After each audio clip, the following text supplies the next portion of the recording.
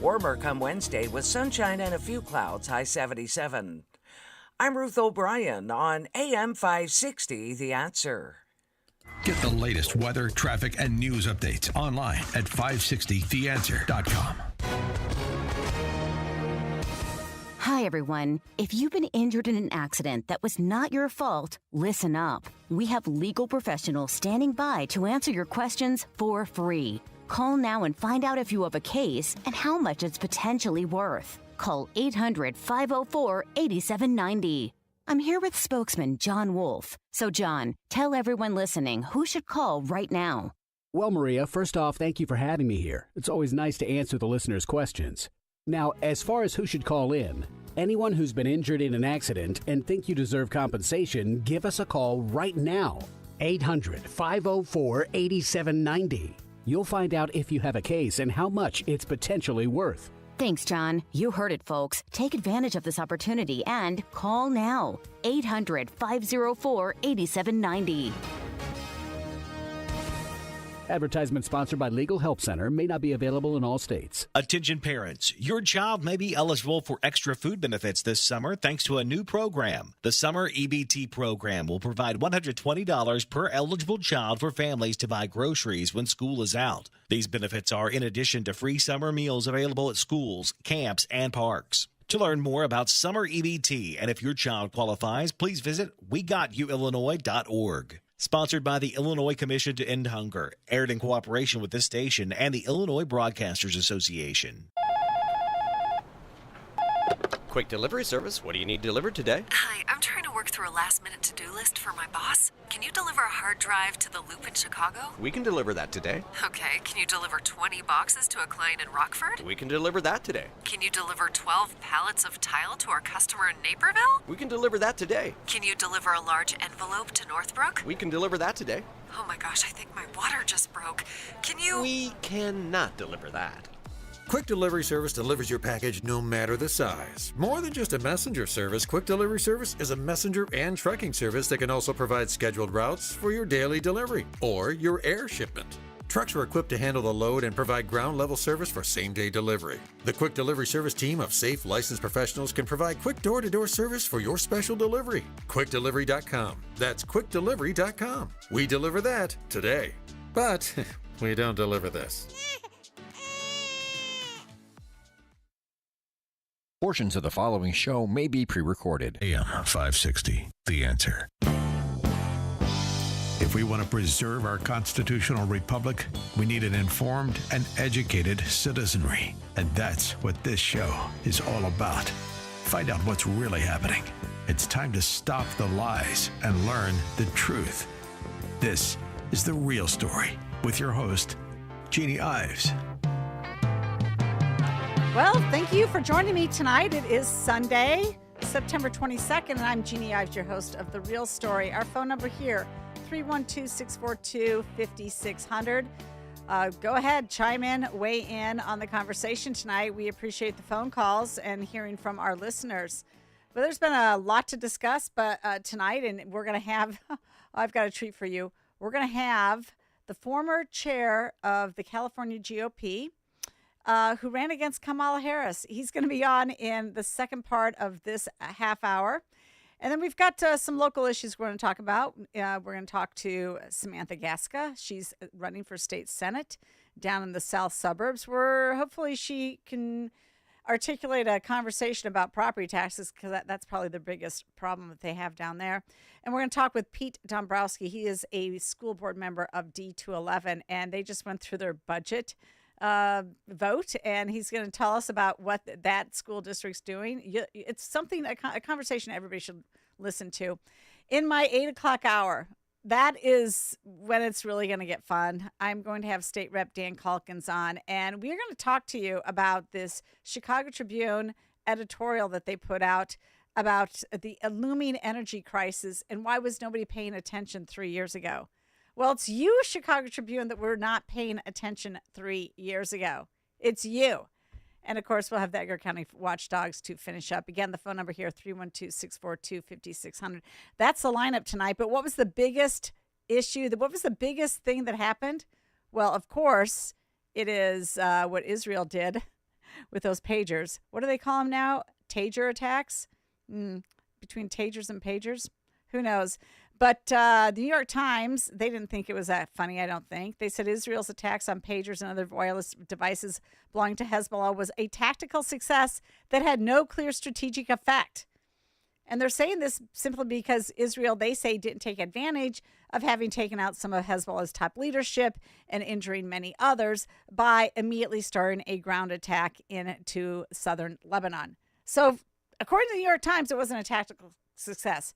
According to everybody else, it was a smashing success. Smashing success. Unless, of course, you're AOC.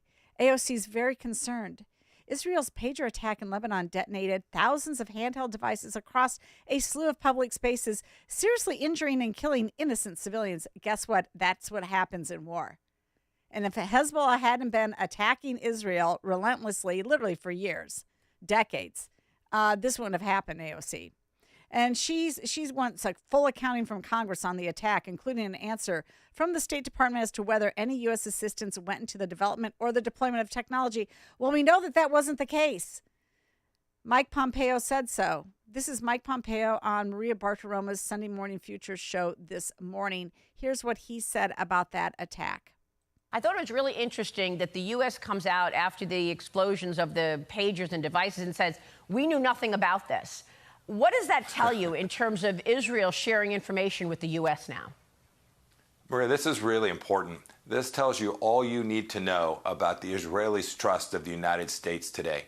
An operation like that, they almost always would have notified the United States in the advance of the attack. But this time, no, this time they didn't notify us, probably because they felt like the Biden administration would tell them, no, you can't do this. If you do this, we will go to the UN, we will hold up weapon systems. And so they said, you know, what the heck? We're just going to do this. We'll ask for forgiveness. That is a deep breach of trust, a way that we didn't have while we were in office for 4 years. And frankly, the United States and Israel haven't had for a long time. The Israelis don't trust us. And frankly, our friends, the Gulf Arab states in the region, have no confidence in us either. Well, more than likely, they didn't also trust us not to maybe leak the news that the pagers had detonators in them. They had some explosive device in there. I mean, who knows? I mean, would you trust the Biden-Harris administration on anything that dealt with national security? Certainly not the border. Certainly not anything dealing with Iran. And and so there's no doubt, AOC, that we weren't involved with it. Obviously, we weren't involved with it because nobody trusts your Democrat leaders in the White House. Nobody does. But it is interesting, and Maria Bartiromo went on in the rest of her hours. She talked with Eric Prince. He's the founder of Blackwater and a former Navy SEAL. And what does it say when what they did was infiltrate the supply line so that they could actually add explosives to those pagers and then be able to detonate them, knowing where all the circuitry was, knowing where they could, whose pager they needed to send a message to make this happen. That's a pretty sophisticated operation. But it does tell you that your supply chains are going to be a challenge in the future if this is the way forward. Here's Eric Prince about that very thing. Gordon Chang, who is an expert on China, said this to me. Remember, Israel had to infiltrate the supply chain. China doesn't have to do that because it is the beginning of the supply chain. They manufacture all of this stuff. So we're talking about pagers, walkie-talkies. Remember, also home solar systems, which means your toaster. You can do all of these devices, and it can be laced with explosives. This has raised questions about China being in control of the global supply chain and what the CCP could do with it. Yeah, it's an extreme vulnerability that we have, whether it's even the processing of rare earth minerals to the manufacture of the integrated circuits to the guts of many of our appliances to even pharmaceuticals. Imagine what they could do to painkillers or to basic antibiotics or to a lot of the things that are still made abroad. It speaks to having to have control or visibility or at least friendshoring of that. And again, an intelligence community that is bold enough to try those kind of things to push back on our enemies. Oh, but no, that's not how Governor Pritzker sees it. That's not how Biden-Harris sees it. No. Let's just invite the Chinese in and give them hundreds of millions of dollars, if not billions of dollars, to build batteries that we're going to put everywhere. In fact, Goshen in Manteno is already got plans. They're already importing. We know this. They're already importing batteries from China that are already fully made because they don't even have their operation up and running. And they're going to be sending those out to car companies eventually next year, but right now as battery backups for windmills and solar panels. And you're going to trust the Chinese to do that? Seriously? Come on. All right, we've got to move on. We're going to go to break. We're breaking shortly so we can get back on the line with Tom Del Beccaro. He is the former GOP head in California, and he ran against Kamala Harris. We'll say, hey, what else do we need to know about Kamala Harris that we may not know?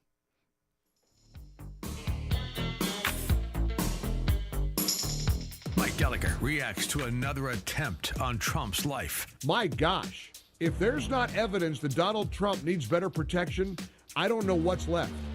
I mean, this is so out of control and so awful for our country, for the American process. We are 50 days away from this election, this historic election. The Mike Gallagher Show, weekdays at 9, right before Dennis Prager at 11 on AM 560. The Answer. I'm worried about Mom. She's having a tough time moving around the house. Oh, I know. She still thinks she can do everything on her own. Exactly, but I've been over there every day this week, helping her navigate the stairs, cooking meals, reminding her to take her medicine. I'm always nervous when I leave. You know what? I admire you for taking care of Mom. But your family needs you too. And what if she slips and falls? A friend recommended the caregivers at Senior Helpers of Naperville Southwest. They service Cook, DuPage, Kane, and Will counties. They guarantee compatibility and they'll conduct a free safety assessment of her home. Plus, they'll provide as little or as much care as Mom needs. Senior Helpers of Naperville Southwest, offering both hourly and live-in care. Schedule a free assessment today by calling 331-281-0728. That's 331-281-0728. Again, that's 331-281-0728. And tell them AM 560 sent you. Senior Helpers of Naperville Southwest. Senior care, only better. If you own or run a business and you listen to AM 560, you might not realize that the conservative programming that you enjoy is supported by advertisers. Our loyal listeners love to do business with the advertisers they hear every day on AM 560. Now, it probably won't surprise you that there are some businesses who avoid advertising with us because they don't like what we do here. And that's okay, because our audience wants to support businesses that support what we do and think like we think. We would love to have you join the list of successful companies who are already reaching new, like-minded customers. Most AM 560 advertisers have been here for years for one simple reason: they get results. Join our efforts to make a difference in the lives of our listeners who are passionate about supporting our great family of AM 560 advertisers. To learn more, just visit 560theanswer.com/advertise. That's 560theanswer.com/advertise. This is Seth Leibson for townhall.com. Israel has carried off a mission impossible, the technological and psychological equivalent of its raid on Entebbe in Uganda in 1976. There, Israel rescued over 100 hostages, losing only one Israeli soldier, Yonatan Netanyahu, the brother of Bibi. Of course, the UN Secretary General condemned Israel then, for the sad story of this world is too many simply do not want Israel to defend itself, rescue its hostages, or even exist at all. We see that in the condemnations of Israel's communications devices' attack on Hezbollah in Lebanon today, and we see it from people who never have criticized the A-team of terrorism, Hezbollah, a group that takes credit for thousands of deaths, including hundreds of Americans. These jihadists are responsible for tremendous violence and mayhem. Taking them on and out is what those with morally guided dictionaries should call justice. What Israel is accomplishing should be praised with amazement at its ingenuity. May it be a clear step toward a decisive victory for us and our ally. We now return to the real story. Here's your host, Jeannie Ives. And welcome back. So maybe some of you caught the latest Kamala word salad. This is her when she had this big town hall with Oprah. We love our country. Oh, good grief. I love our country. I know we all do. That's why everybody's here right now. We love our country. We take pride in the privilege of being American. And this is a moment where we can and must come together as Americans. Okay, I just can't take it anymore. That clip was actually about a minute 37. You I just suck! cannot. Yeah, thank you, George. Awful. Well, somebody who knows Kamala far better than I do, and certainly most Americans, is Tom Del Beccaro. He's an acclaimed author, speaker, and former chairman of the California Republican Party. He also ran for U.S. Senate against Kamala. And he's the publisher of thepoliticalvanguard.com and the author of the Amazon bestseller, The Divided Era, which explains why the more government decides, the more it divides. His latest book is Lessons of the American Civilization. It debuted in July of 2024. And John Gizzi, who I actually know as well, I was so shocked to see this quote about your book from him. John Gizzi, White House and congressional correspondent for over 40 years. He said about that book, picking up where he left off with The Divided Era, Del Beccaro continues his writing in the tradition of Will and Ariel Durant with his latest work, The Lessons of the American Civilization.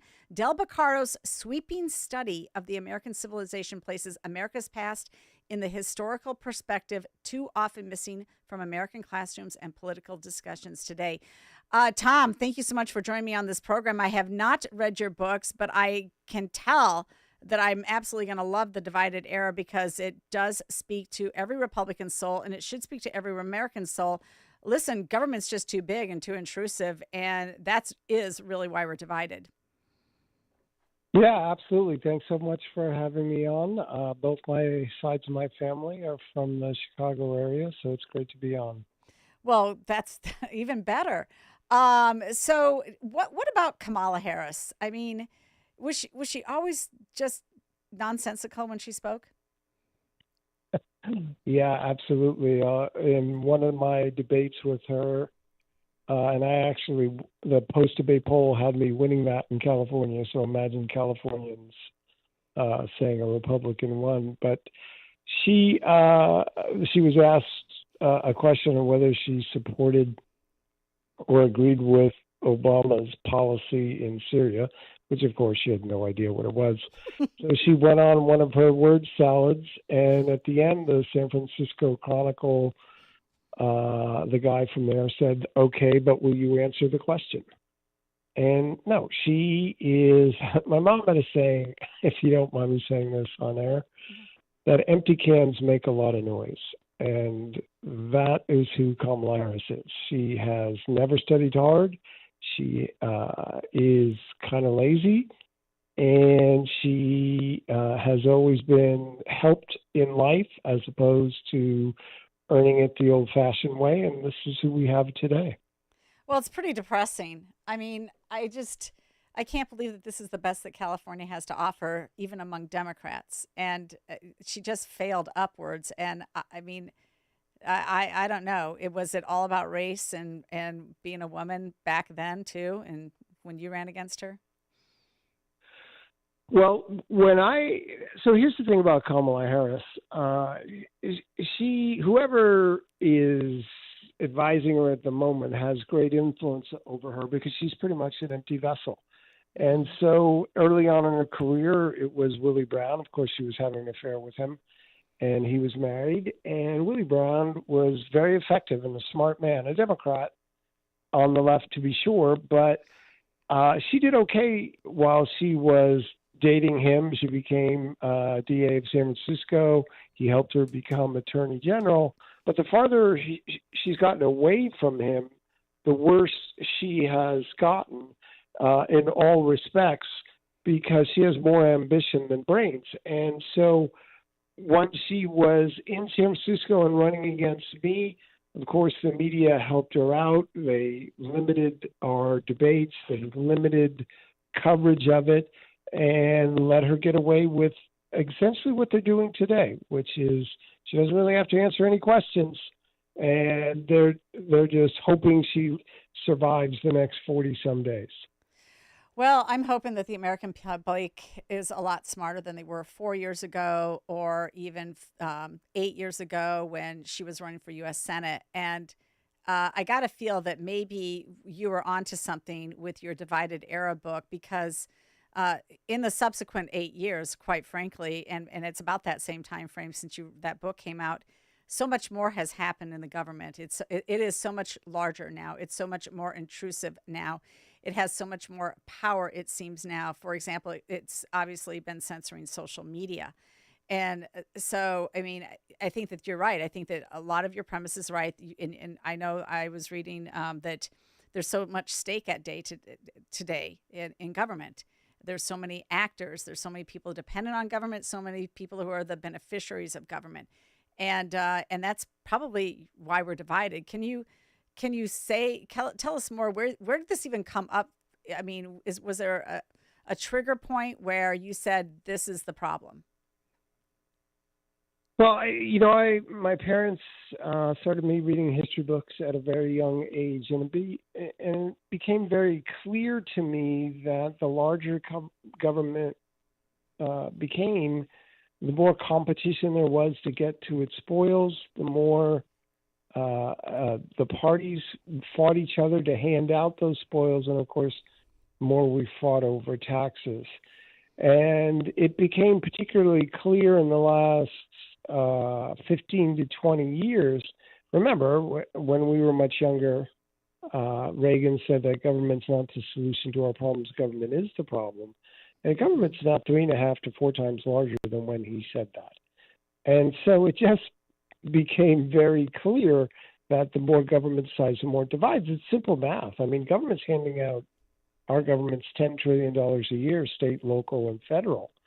And it creates a competition to get that money, and then that competition in which we all participate, which is to hand it out. Because if you're voting one way or the other, you're empowering them to hand out this money.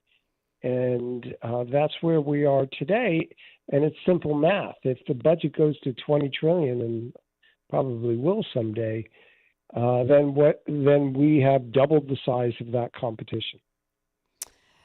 Yes, and I found it interesting. I don't often read this dispatch. Sometimes I don't agree with the authors, but I did read this one, and they're generally conservative. It's just some of them seem to be a little bit never Trumpers to me. But this was one about ending the other subsidy race. Economic development incentives are usually anything but, and so it's not just who you would typically think of as rent seekers. It's a lot of these companies that are really the rent seekers. It's not necessarily the poor that need the money. It's not people that maybe the education establishment that always is in on the government money, but many times it's the corporations that are in on the government money. And they do a whole entire paper, a Cato study on this, and they basically say these subsidies don't work. They don't work. But I mean, articulating that position down to the standard voter and letting them understand the game being played against them, it's just, the other part about this is it's so complicated. These policies issues being discussed are so complicated, you can't almost message it to folks. What do we do in the wake of all that to win elections? You raise a good point. Look, the rich have sold out the poor in history in 2 very significant ways. One, they use government to make money, and policies don't matter. What matters is government growing larger, so they make more money off it. That's a very real dynamic. Beyond that, the actual policies, they just are selling people a bill of goods, because when government gets people dependent on government, that's good for them as they're making money off it. I mean, think about this. The person who's the head of the homeless programs in LA makes more money per year than the president of the United States. And so you have to realize that person's not going to work himself or herself out of the job. 9 of the richest 20 counties in America surround Washington, D.C. As I tell people, it's big business to them. They want your money, but not your 2 cents. And that's where we are today. The answer to your question becomes much tougher, because my father told me in the 1960s, he said the Democrats have it made because they're convincing people they can vote themselves rich. And that's where we are right now. Look at Kamala Harris. All she's offering is for a government to do more things. Michelle Obama said that government does everything for us. And so people continue to go along with that. The price, of course, is inflation. So in order to win any one election, Republicans would need to focus on what is broken and offer a solution. In this particular election, the border is particularly important because between the fentanyl deaths, the risk, and the nuclear terrorist age, and the crime, it's very easy for people to understand that how they broke it, how it's hurting them, and what needs to be done. Okay, I absolutely agree with you on that. And in fact, our organization is having 3 border experts in on October 22nd. And to my listeners, you can sign up for that event at our website, breakthrough-ideas.com. I'll talk to you more about that. The other thing that I think is one of the things that maybe reality will hit people in the face and maybe they'll wake up as well is the energy issue. And California seems to be the leader in the bad idea factory for everything energy. Yes. But I mean, Illinois is close behind. I mean, we've put in the zero emissions mandates. We want to get rid of coal and natural gas, even though it provides nearly 50% of our energy. And I don't know. I guess I'm waiting for that to hit. I'm waiting for people to wake up when brownouts, blackouts, not that I want them, but boy, people need to wake up. It's crazy. Yeah, it's interesting. I was wondering how you're going to say that California's a leader. I was wondering how you're going to finish that because everything they lead in is a negative thing. Yeah. And what I tell candidates all the time is you need to put these in context of what people actually want versus how government is spending their money. So in California in particular, I said that particular wasteful program is costing people 150 teachers per year for a decade. And Republicans aren't very good at that. Telling people you get that you want to just cut spending doesn't always, they don't always buy into that. Although the truth is, if we don't have less spending, we're going to have more inflation. And people are beginning to understand that. But the best way to do it is put it in the context of something they want. We've wasted X amount of dollars, and that cost you and your children so many teachers. We need to be better marketers so that people can get a hold of that. I agree. Understand it like you request. Tom, we got to leave it there. Thank you so much. Tom Del Beccaro, ex-GOP chairman and the writer of The Divided Era. Pick up his book. Thank you so much for joining me on The Real Story. Dr. Sebastian Gorka explains why Trump is in danger. Here are a selection of actual quotes from Democrats in recent months. Daniel Goldman, Congressman, Democrat. He is destructive to our democracy, and he has to be eliminated. He needs protection from professionals, and he needs it now. America First with Dr. Sebastian Gorka. Afternoons at 3, right before Sean Thompson at 4 on AM 560. The Answer. Fox News, I'm Ann Carrick. An October government shutdown is avoided. Congress announcing agreement today on short-term spending bills to keep federal agencies funded past the November election until December 20th. The agreement comes a bit more than a week before the October 1st start to a new budget year. A continuing resolution tied to a GOP-led measure mandating proof of citizenship to vote failed, opening the door to a bipartisan push for an agreement. Fox's Gernal Scott. President Biden wrapping a meeting with world leaders with the Quadrilateral Security Dialogue, the president expressing optimism. We had very successful meetings with the Quad in Delaware.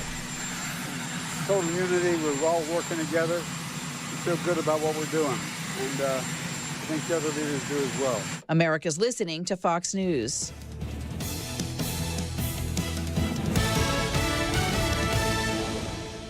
A great smile can make you feel happy and confident. So when you consciously conserve your teeth, that glowing smile will show through. At Best Dental Group, doctors Economos, Gave Alice, and their staff are ready to help you create that perfect look or maintain the one you have now. Along with general dentistry, Best Dental Group is a multidiscipline practice with an orthodontist, periodontist, and prosthetic specialists on site. They use the newest breakthroughs in dental technology such as titanium implants, Invisalign clear braces, and laser treatments. Don't let fear get in the way. They can recommend sedation to make your experience as comfortable as possible. Best Dental Group is located in historic downtown Bartlett and is a multilingual office. Call 630-830-4930, 630-830-4930, or visit bestdental.org. Best Dental Group, sharing your conservative values and helping you to conserve your teeth. This is Seth Leibson for townhall.com. Israel has carried off a mission impossible, the technological and psychological equivalent of its raid on Entebbe in Uganda in 1976. There, Israel rescued over 100 hostages, losing only one Israeli soldier, Yonatan Netanyahu, the brother of Bibi. Of course, the UN Secretary General condemned Israel then, for the sad story of this world is too many simply do not want Israel to defend itself, rescue its hostages, or even exist at all. We see that in the condemnations of Israel's communications devices' attack on Hezbollah in Lebanon today, and we see it from people who never have criticized the A-team of terrorism, Hezbollah, a group that takes credit for thousands of deaths, including hundreds of Americans. These jihadists are responsible for tremendous violence and mayhem. Taking them on and out is what those with morally guided dictionaries should call justice. What Israel is accomplishing should be praised with amazement at its ingenuity. May it be a clear step toward a decisive victory for us and our ally. Quick delivery service. What do you need delivered today? Hi, I'm trying to work through a last-minute to-do list for my boss. Can you deliver a hard drive to the Loop in Chicago? We can deliver that today. Okay, can you deliver 20 boxes to a client in Rockford? We can deliver that today. Can you deliver 12 pallets of tile to our customer in Naperville? We can deliver that today. Can you deliver a large envelope to Northbrook? We can deliver that today. Oh my gosh, I think my water just broke. Can you... We cannot deliver that. Quick Delivery Service delivers your package no matter the size. More than just a messenger service, Quick Delivery Service is a messenger and trucking service that can also provide scheduled routes for your daily delivery or your air shipment. Trucks are equipped to handle the load and provide ground-level service for same-day delivery. The Quick Delivery Service team of safe, licensed professionals can provide quick door-to-door service for your special delivery. QuickDelivery.com. That's QuickDelivery.com. We deliver that today. But we don't deliver this. I'm worried about Mom. She's having a tough time moving around the house. Oh, I know. She still thinks she can do everything on her own. Exactly, but I've been over there every day this week, helping her navigate the stairs, cooking meals, reminding her to take her medicine. I'm always nervous when I leave. You know what? I admire you for taking care of Mom. But your family needs you too. And what if she slips and falls? A friend recommended the caregivers at Senior Helpers of Naperville Southwest. They service Cook, DuPage, Kane, and Will counties. They guarantee compatibility and they'll conduct a free safety assessment of her home. Plus, they'll provide as little or as much care as Mom needs. Senior Helpers of Naperville Southwest, offering both hourly and live-in care. Schedule a free assessment today by calling 331-281-0728. That's 331-281-0728. Again, that's 331-281-0728. And tell them AM 560 sent you. Senior Helpers of Naperville Southwest. Senior care, only better. The Real Story with Jeannie Ives continues on AM 560. The Answer. All right. Thank you for joining me tonight. It is Jeannie Ives, and we're going to get her right on the phone. It is Samantha Gasca. She is running for state senate in the State Senate District 19, which is parts of, oh boy, it goes from Homer Glen. I'm looking at the map here, all the way over to Hazel Crest, pulls in parts of Matson, Frankfort, Gillets, Tinley Park, Orland Hills. So it's a nice little district there, Lenox. It's a great district, as a matter of fact. And she's running against one of my fellow West Pointers, a member of the Long Gray Line, State Senator Michael Hastings, who actually entered the arena of politics at the same time I did. We both were freshman legislators, he in the Senate, I in the House. In 2013, he won that seat, and he's held it ever since. I personally think he's been there too long. A decade plus after what they've done in terms of the budget and the misspending and getting nothing done on property taxes and, providing $1 billion in relief to illegal aliens and non-citizen health care and, you name it, keeping sanctuary state status, pro-abortion, you name it. I mean, it's just the entire Democrat scheme is exactly what Hastings stands for. So, Samantha, you're a survivor of childhood physical and sexual abuse, according to your website. You advocate for children's rights and parental authority, and you oppose the imposition of political agendas in schools and emphasize the importance of empowering parents. I like that, especially as the founder of Parents Matter Coalition, one of the founders. So why are you running, Samantha? I would say that I agreed to run. Thank you for having me on, first off, and thank you, everybody, for listening. This is amazing. This is an awesome opportunity. I worked for 10 years in ministry. So I was in a PhD program at Texas A&M, and I left when I was ABD, done with everything except my dissertation, to go work in a more compassionate field, which ended up being working with sex trafficked kids ages 10 to 21. That was my first experience back in 2015. And from there, that progressed to working with gang violence and domestic violence and all kinds of trauma. And what really ended up helping was healing me from the stuff I went through to help others get justice is something that really drives me. Wow. So through that, yeah. No, that's an amazing background. What your skills are sorely needed up there because they don't protect children. In fact, I believe that at least in CPS, many of the children have been groomed. They've been groomed for failure. They've also been groomed in the ways of sexual proclivities. Sorry about that. Yeah, well, that's all right. There was actually, I've been going door to door. This is relevant for a reason, like 20 to 30 hours a week for about 18 months. Okay. And what I can tell you is there are several hotels where children are known to be trafficked. I'm not just talking about adults. In our district, one of them actually just got closed down in the last month or so, mysteriously, but I've been telling people about this for the last 18 months because going door to door, I meet people, and I've met people who were trafficked in through these locations as children. Wow, that is frightening. Do you turn that over to the police? You try. Mm-hmm. There's a lot of things going on here in this district that is being, covered up. You try to talk to the state's attorney, and they send you back to the sheriff, who sends you back to the state's attorney, to this, to that. And it's a big circular type of thing to keep everything closed in so that people can't find out what's actually going on. That's what it looks like to me. Okay, so let's talk about a little bit about the financial front. I mean, when we walked in, the budgets were about $29-30 billion at best, and now they're $53 billion. And these legislators just keep spending the money.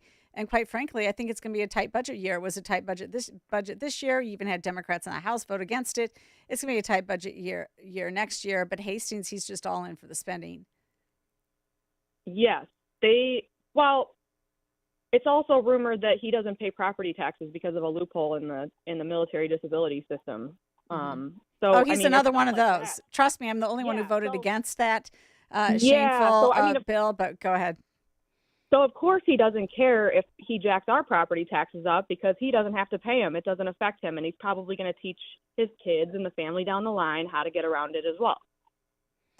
Okay, so property taxes are a problem. In fact, it's the most looming problem. Do you have an idea of what you would immediately try to do in terms of legislation to stop the rise in property taxes, especially in your area where your people are getting hammered with high property taxes? So Rich Township was actually, according to some in Springfield, it was the number one most affected township in the entire state with regard to property tax increases, where I went to all their property tax town halls, and they were saying, some people across the board were saying they went up $5,000, $6,000, or $9,000 overnight on top of what it already was.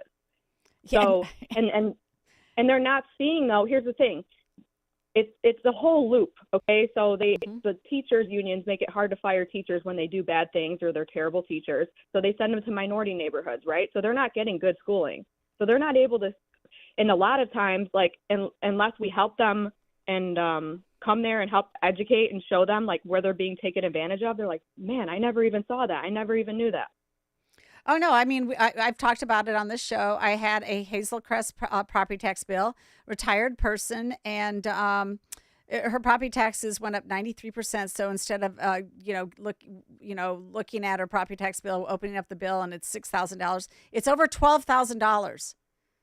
And she's got to come up with an extra $500 a month. And then you look at the schools, only 1% of the kids are doing math at grade level. This is criminal. And I think you need to have that attitude when you go down there.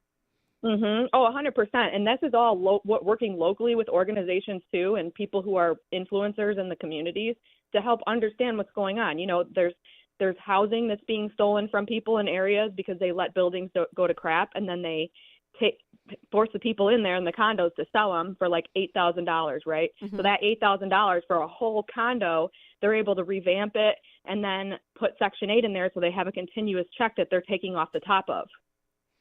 It's just awful. Okay, Samantha, you know, I've got a break I got to take care of, but I want to thank you for coming on the show. And I appreciate the fact that you are running the race because you're in the arena and it's not easy. It's not an easy job. So I wish you the best of luck, and hopefully maybe we'll get you back on before the election. Okay, sounds good. Thank you for your time. Thank you.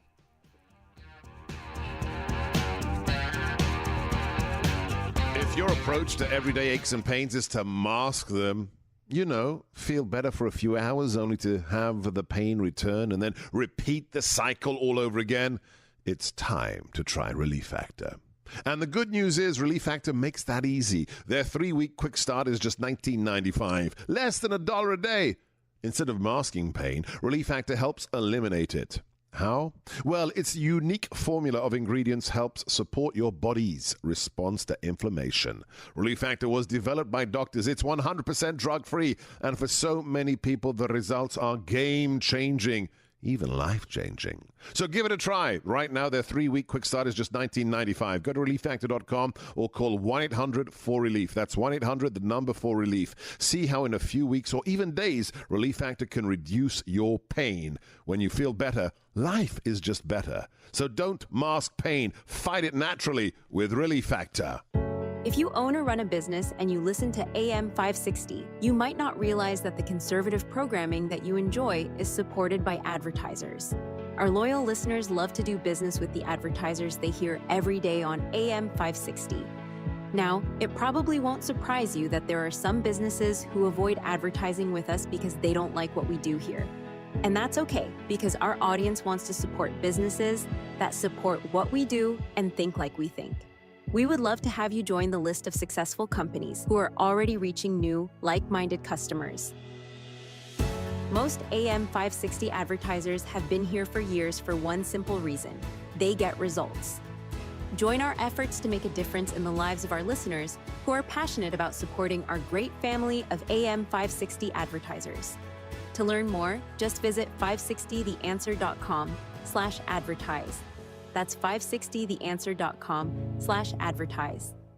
A great smile can make you feel happy and confident. So when you consciously conserve your teeth, that glowing smile will show through. At Best Dental Group, doctors Economos, Gavalis, and their staff are ready to help you create that perfect look or maintain the one you have now. Along with general dentistry, Best Dental Group is a multidiscipline practice with an orthodontist, periodontist, and prosthetic specialists on site. They use the newest breakthroughs in dental technology such as titanium implants, Invisalign clear braces, and laser treatments. Don't let fear get in the way. They can recommend sedation to make your experience as comfortable as possible. Best Dental Group is located in historic downtown Bartlett and is a multilingual office. Call 630-830-4930, 630-830-4930, or visit bestdental.org.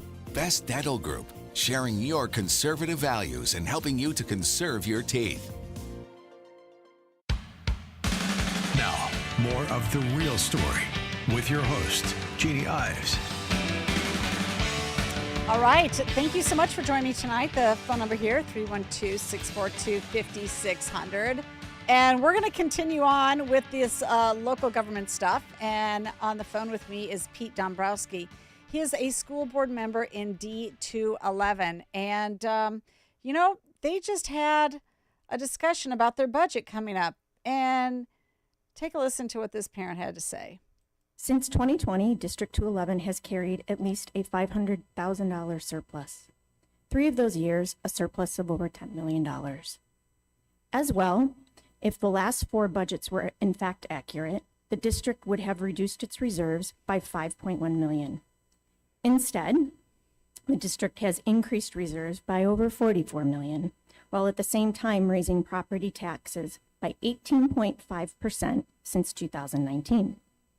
The budget that will be presented this evening represents a greedy public institution, which is quite frankly sucking the community dry of financial resources and has little investment in our kids, specifically their education.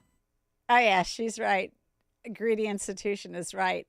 And wait till Pete tells us more about that. But first, Pete, before you begin and we get more into the discussion, this was part of Pete's conversation to the school board, of which he is a member, but to his colleagues about their budget. The historical averages over the last 10 years is that the budgets underestimate revenue by 2% and overestimate expenditures by 1.5%. That 3.5% inaccuracy results in approximately $10 million annually removed from the community, and 90% of these revenues that we rely on come from our local property taxpayers.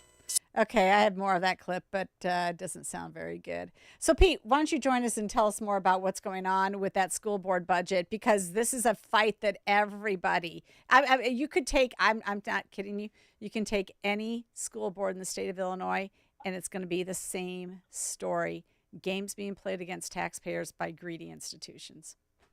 Good evening. Thank you for having me. Appreciate the opportunity. Our budget has just kind of been a mechanism for a rubber stamp, in my opinion. I try to have discussions. When I first came on, we had a budget and finance committee where we'd get together, and that was kind of fruitful. We were able to take some of our surpluses, apply them against the IRMF liabilities. We have no IRMF liabilities.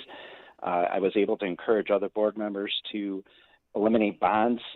So we have no deficit, and we fund all of our operations, all of our life safety, improve our facilities, all using the revenue stream that we have. The challenge is that we put ourselves in a great financial position, but there's no desire by the administration or the staff to take less than they feel they're entitled to based on the property tax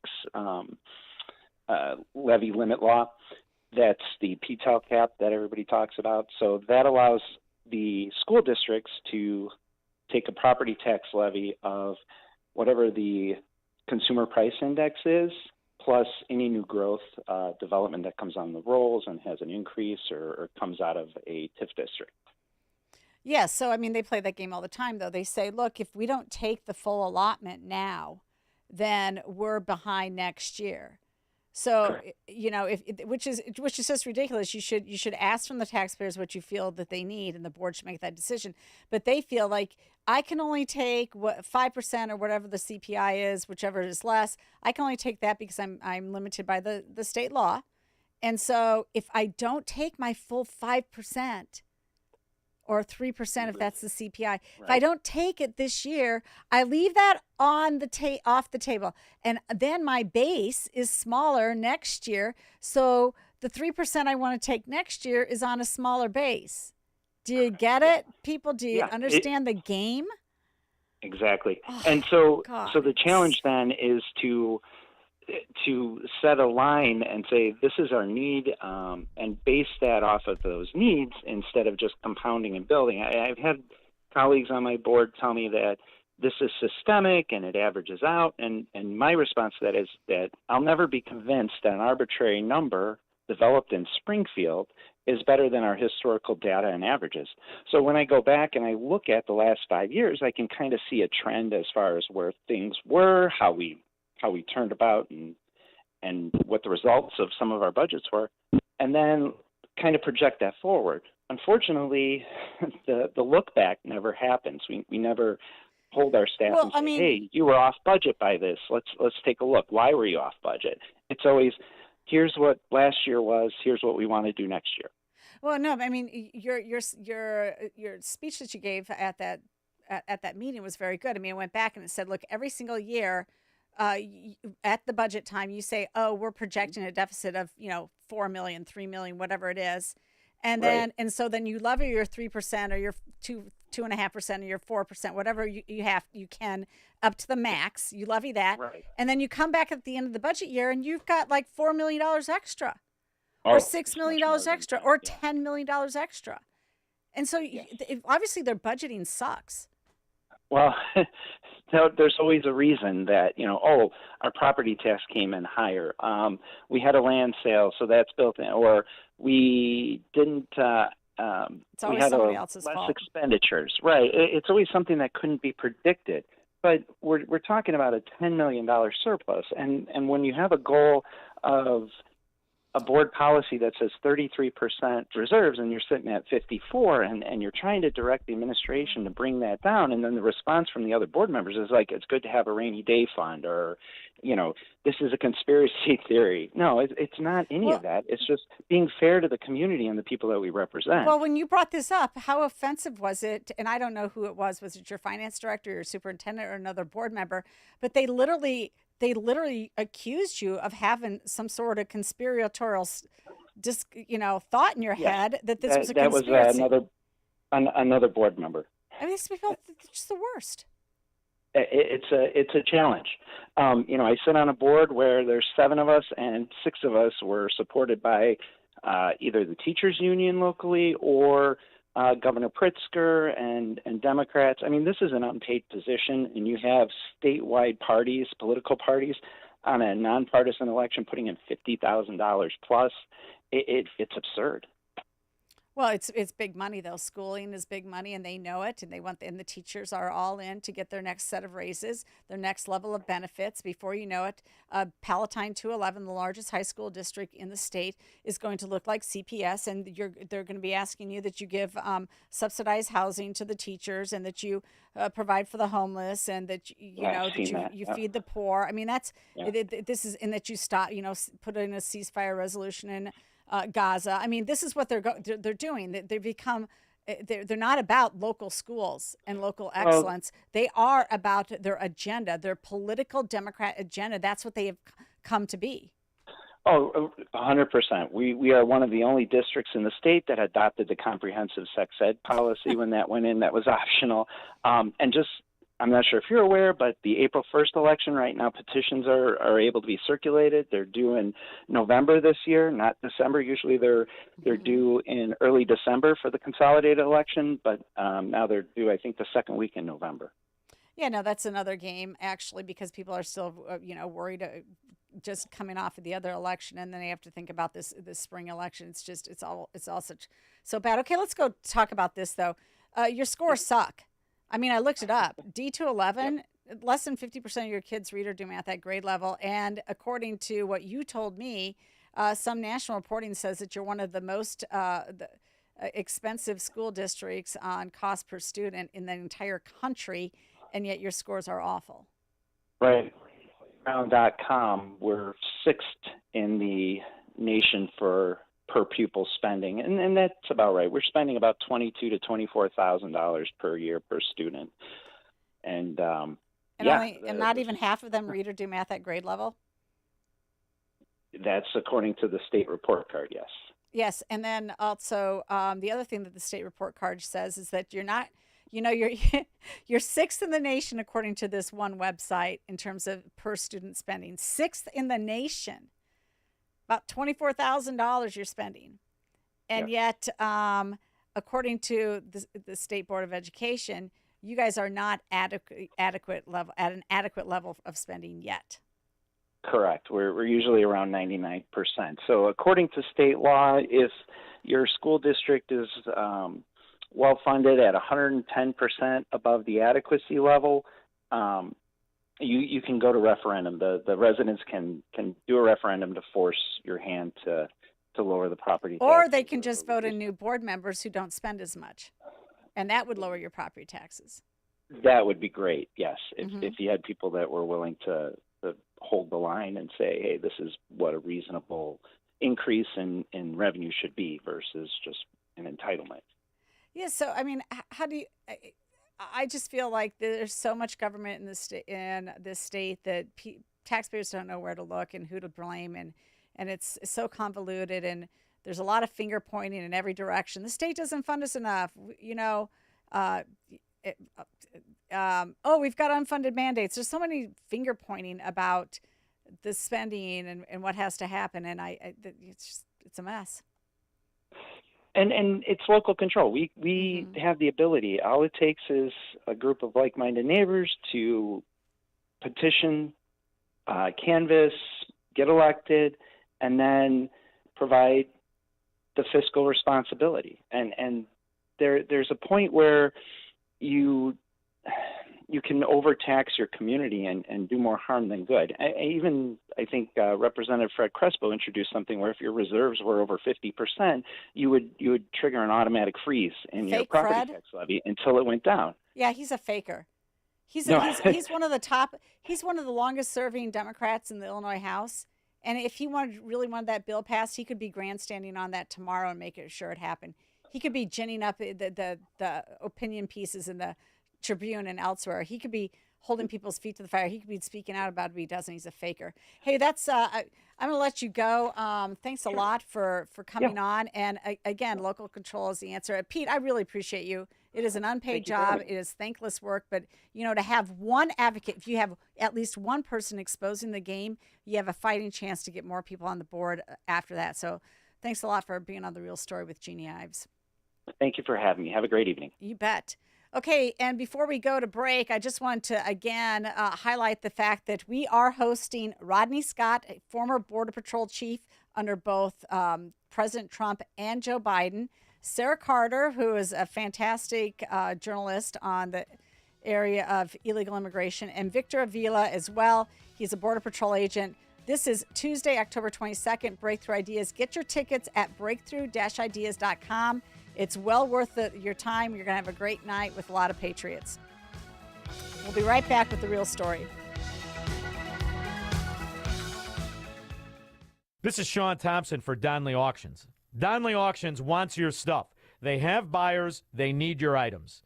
If you're a collector, contact them and find out the market value. If you know a collector, tell Donley about them. If they sell it, you'll get a Donley's Finder fee. Cha-ching, cash in your pocket. Randy, what are you on the hunt for now? We need collectibles for our auction, and you need some extra cash. Not sure what you have? Call us. We know the value, and then you can make the decision. With our worldwide auction audience, we get top dollar. Here's your chance to add some additional money when you need it.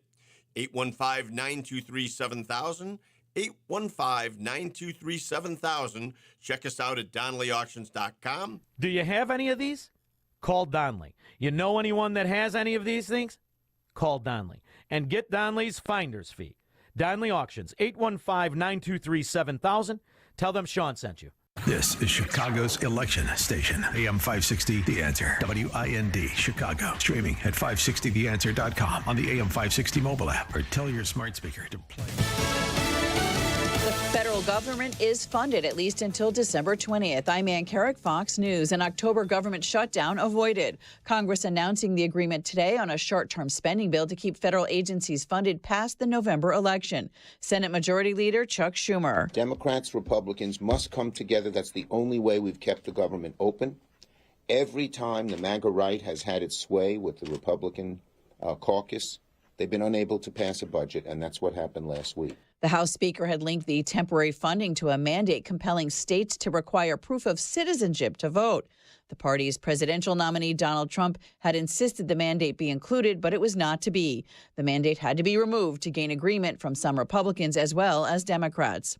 President Biden commenting on rising tensions in the Mideast regarding Israel's recent attacks on Hezbollah and the terrorist group's rockets fired into Israel from Lebanon. We're going to do everything we can to keep a wider war from breaking out, and we're still pushing hard.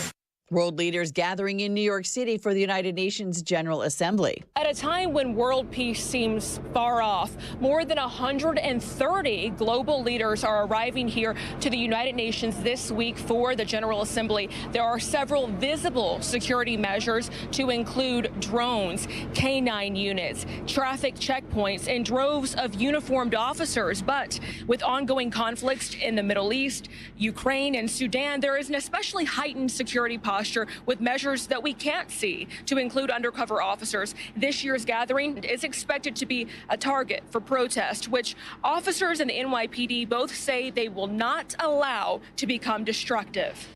Fox's CB Cotton reporting from New York. President Biden is expected to attend. America is listening to Fox News.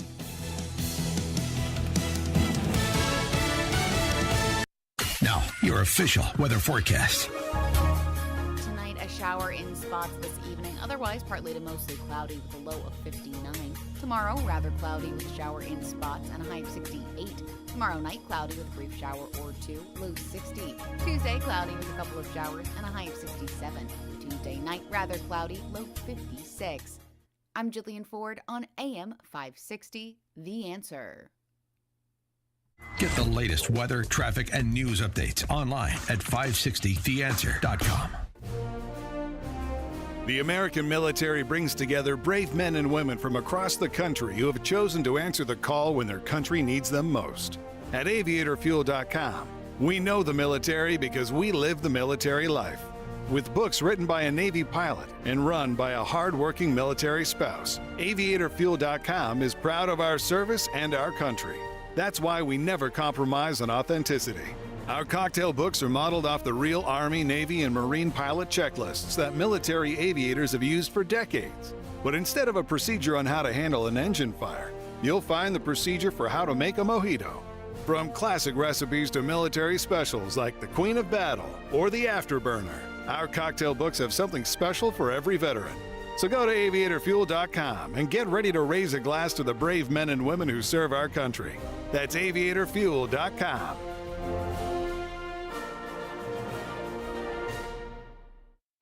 If you own or run a business and you listen to AM 560, you might not realize that the conservative programming that you enjoy is supported by advertisers. Our loyal listeners love to do business with the advertisers they hear every day on AM 560. Now, it probably won't surprise you that there are some businesses who avoid advertising with us because they don't like what we do here. And that's okay, because our audience wants to support businesses that support what we do and think like we think. We would love to have you join the list of successful companies who are already reaching new, like-minded customers. Most AM 560 advertisers have been here for years for one simple reason: they get results. Join our efforts to make a difference in the lives of our listeners who are passionate about supporting our great family of AM 560 advertisers. To learn more, just visit 560theanswer.com/advertise. That's 560theanswer.com/advertise. Dennis Prager here. Join me on an unforgettable cruise to the Caribbean this November. We'll cruise to the vibrant islands of Half Moon Cay, Curacao, Bonaire, Turks and Caicos, and much more. We'll be joined by special guest Sean McDowell, and we'll both be sharing insights into current events in a way I hope energizes and challenges you. Secure your spot before space runs out by calling 855-565-5519 or book online at pragercruise.com. Portions of the following show may be pre-recorded. AM 560, The Answer. We now return to The Real Story. Here's your host, Jeannie Ives. Welcome back. Thank you for joining me tonight for our second hour of The Real Story. Phone number here, 312-642-5600. Well, interestingly, the mainstream media, we all know, has a lot to say about policies. Let's just face it. They can spill a lot of ink. They have a lot of influence about the way the policy ends up coming out. And there's no doubt about it. And, I'm not the only one who's said this. Everybody has said this. We know how powerful the fourth estate is. And that's what they call them. They call them the fourth estate because, after Congress and the judiciary branch and the executive branch, they really do help control the political narrative and the outcomes of so much in our world. The influence of policies, the influence on politicians, all of that, they have a big say. And interestingly, also, David Sachs, who's a big venture capitalist, he was on a panel discussion, and this came up, and this was his remarks about the mainstream media. Turn up the volume and take a listen. I agree with you that the mainstream media is not just biased, it's just like all propaganda all the time. And the turning point for me in realizing this was COVID. I think before COVID, I realized that, yeah, the mainstream media is largely consists of liberals, so they're going to have a liberal bias. What we saw during COVID was that they were even lying about science, right? It wasn't just politics, it's like everything. Yeah, no kidding. So they were even lying about science. Well, I mean, you may not call it lying that the Chicago Tribune did, but you can definitely say that they failed to tell all the facts. They failed to have a strong voice when it mattered. And that's why this article that came out on Wednesday is so agitating to me. I'm so irritated by it because their headline was, an electricity crisis is looming for Illinois. Is anybody paying attention in Springfield? And of course, they're talking about the CEJA bill, the Climate and Equitable Jobs Act that passed in 2021. And my comment to them is, yes, people were paying attention in Springfield. It just wasn't you, Chicago Tribune. So how dare you 3 years later write such a shameful article? And in fact, the articles that you did write about CEJA 3 years ago mainly highlighted the work of climate alarmist Michael Hawthorne, one of your authors, who wrote glowingly about the move to a climate-friendly electrical generation. And he was very, very giddy about being the first state in the Midwest that was going to ban coal-burning power plants. Well, I got to tell you, none of that's going to happen, because it can't happen, because we need all energy sources at this time. But somebody who was in the fight 3 years ago, somebody who made videos about this, wrote about this, had special hearings on it, requested special hearings after the fact, who has been talking about our energy situation, and in particular the CEJA Act, is State Representative Dan Caulkins. And Dan joins me now on The Real Story. Dan, thanks so much for taking a little bit of time on this Sunday night to really talk about this more, because this can't be the end of the discussion with the likes of the Chicago Tribune. This has to be the start of the discussion about them reporting honestly and fully on policy issues going down in Springfield. We would hope so. They certainly, the tone and the headline of that editorial, which is the Chicago Tribune, let's face it, it's kind of the paper of record for Illinois. They're the last and the biggest voice in the print media, and they also have an internet presence. But the headline should have been, "Boy, were we wrong." I mean, that's what the headline should have been, and obviously none of that. They're now trying to place blame on the General Assembly, which is ludicrous. They had a voice, they used their voice to promote this cockamamie idea that we can survive on wind and solar, and support our industry and to support our population, and it's irritating to you. It's just absolutely infuriating to me. We spent the last 6 years on the Energy Environment Committee and also the Public Utilities Committee. I specifically asked to be on those committees when I got elected because I have the Clinton power plant in our House district down here, plus a major Ameren presence. And I've spent 6 years trying to push an all of the above policy.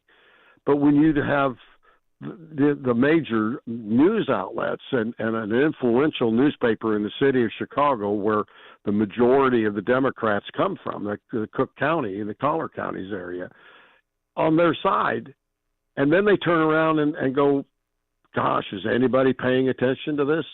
I about bit my tongue off when I read it. Well, I mean, here's the deal. They also, further on in the editorial, this was also just an irritant to me. They literally wrote this. Quote, "Just 3 years later, it appears the alarmists were right. And Pritzker and the Green Lobby were wrong. end quote.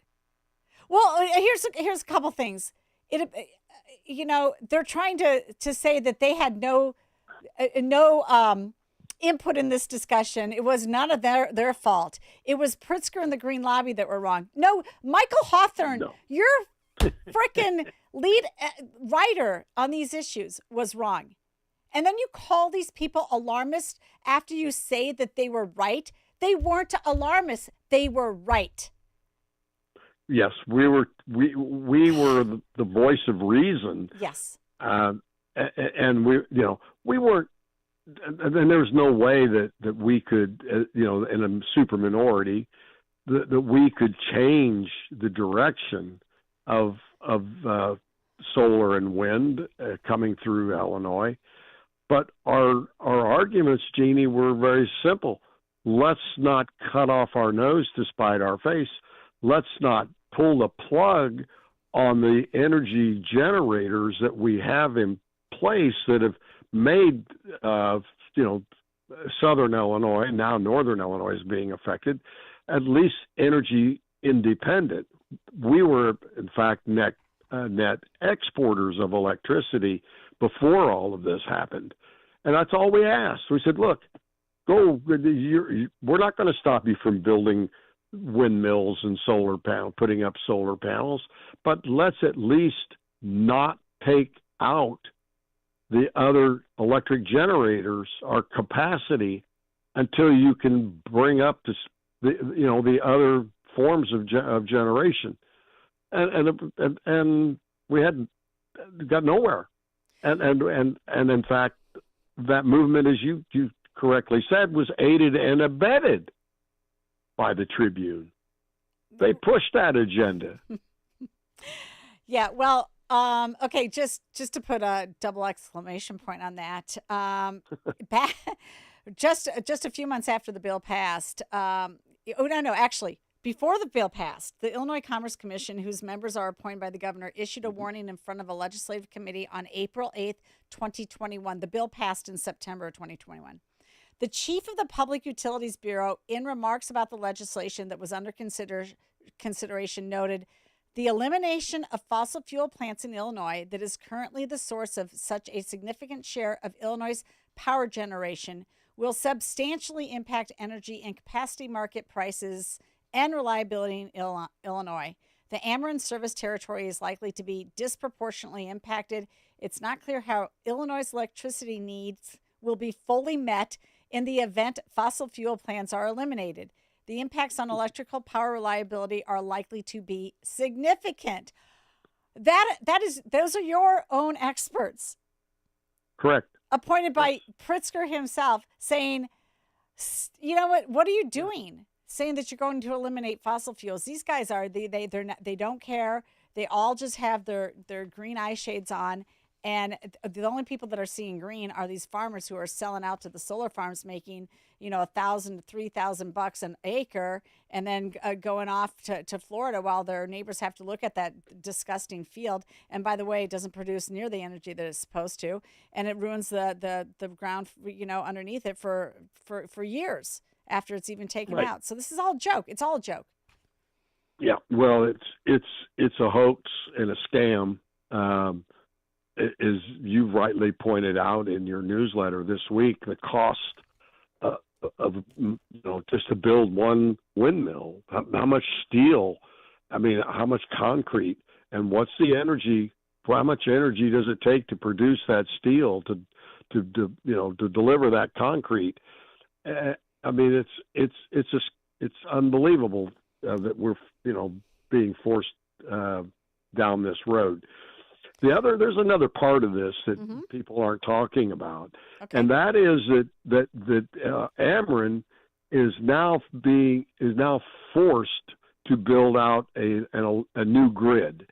Before we were generating enough electricity in down here that it was distributed around on the grid that we have, and yes, we needed to upgrade it, but now because we're importing so much electricity that was never was never before envisioned, that Ameren now is multi-billion-dollar projects on the board over the next 5-7 years in order to connect Illinois to the rest of in a substantial way, so that we can import the electricity that we need to run the state.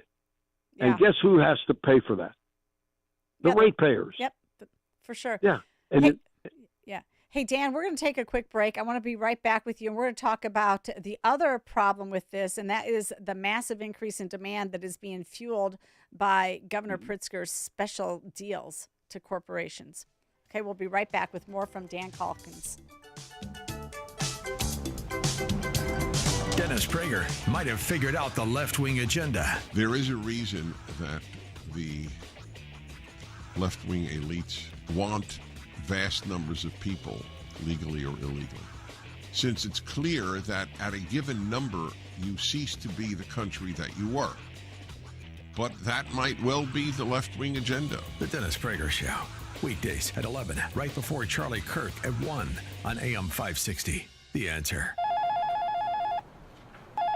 Quick delivery service. What do you need delivered today? Hi, I'm trying to work through a last-minute to-do list for my boss. Can you deliver a hard drive to the Loop in Chicago? We can deliver that today. Okay, can you deliver 20 boxes to a client in Rockford? We can deliver that today. Can you deliver 12 pallets of tile to our customer in Naperville? We can deliver that today. Can you deliver a large envelope to Northbrook? We can deliver that today.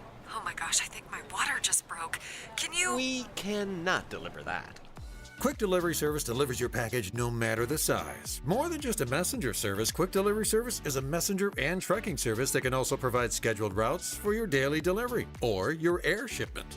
Trucks are equipped to handle the load and provide ground-level service for same-day delivery. The Quick Delivery Service team of safe, licensed professionals can provide quick door-to-door service for your special delivery. QuickDelivery.com. That's QuickDelivery.com. We deliver that today.